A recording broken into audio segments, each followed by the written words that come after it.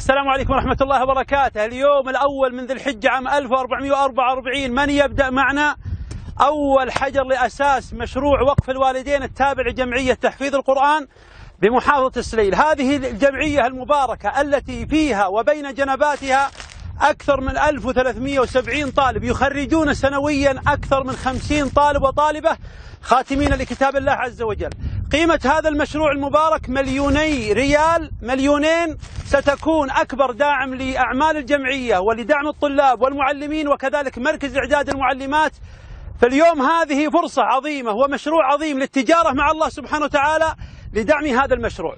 والذي ميز هذا المشروع يا أحبة الكرام أن المساهمة فيها السهم 99 ريال، ثم ميزها أن نحن في 10 ذي الحجة هذه الأيام العظيمة ما من أيام العمل الصالح أحب إلى الله عز وجل من هذه الأيام.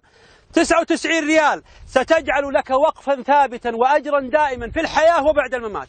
الذي يميز هذه الجمعية أحبة الكرام أن لديها مقرأة دولية فيها أكثر من 400 طالب وطالبة على مستوى العالم في أكثر من 30 دولة، وبعضهم ختم كتاب الله عز وجل. لكم منا في هذه اللحظات وفي هذه الساعات الدعوات أن الله يحرم وجوهكم على النار، لكل من نشر هذا المقطع على جميع وسائل التواصل، ولكل من ساهم بماله بالقليل والكثير.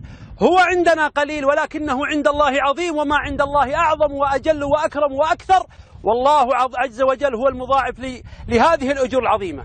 الظن بالله عظيم كما بدأنا في هذا المشروع أننا بدأنا بتصويره اليوم، سنفرحكم بعد فترة بإذن الله على اكتماله، والظن بالله عظيم. ثم فيكم أسأل الله لمن نشر هذا المقطع ولمن ساهم بماله أن يحرم وجه على النار، اللهم اجعلها حجابا له ولأحبابه من النار يا رب العالمين. اللهم بارك له في ماله وولده، اللهم احسن ختامه، اللهم اعلي مقامه، اللهم أسعده في الدنيا والآخرة، وأفرحه كما أفرحنا بمشاركته وبنشره في جميع وسائل التواصل.